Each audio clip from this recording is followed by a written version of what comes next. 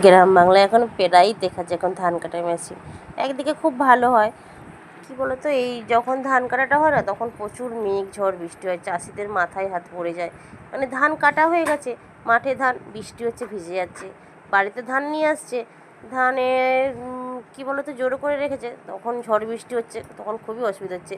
Machine চলে আসলে বিঘে বিঘে ধান কেটে একদিনেই পুরো ঝাড়া হয়ে যায়, চাষিদের খুবই আনন্দ। তো এখন 2-3 বছর দেখলাম যে আমাদের এই সাইডে এরকম ধান কাটার মেশিন আসছে, খুবই দেখতে ভালো লাগছে। আর ধান কাটার যখন মেশিন ধান কাটে দাঁড়িয়ে দাঁড়িয়ে দেখতে না খুবই ভালো লাগে। তো বিকেল টাইমটা ওইটাই করছে, দাঁড়িয়ে দেখছিলাম।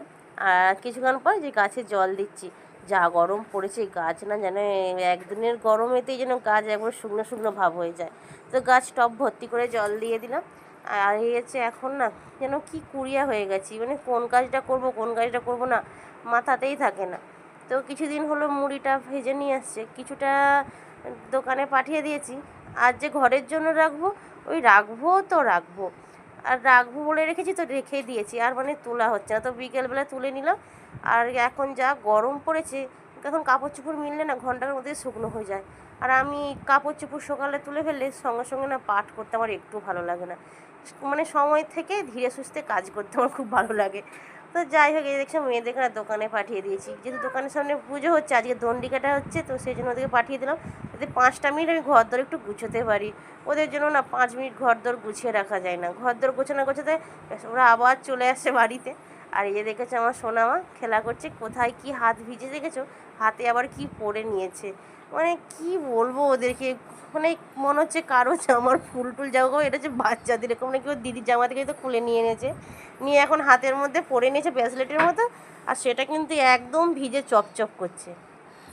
তো ওকে বলতে ও বলছে বাবু দিয়েছে, ও মানে ওর দিদি ওখানে কি দিয়েছে এইটা।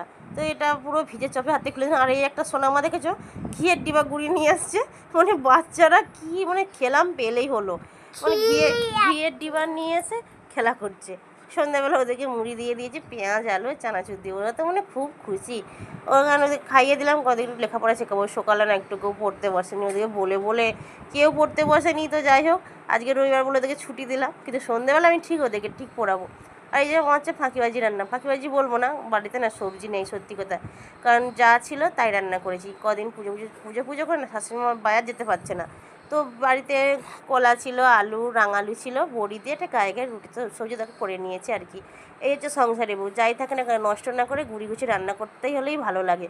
তো আমি সেরকম করে নিয়েছি গরম গরম রুটি আর একটা সবজি, মেয়েরা তো আবার সবজি খায় না, এই হচ্ছে আর এক জ্বালা যন্ত্রণা।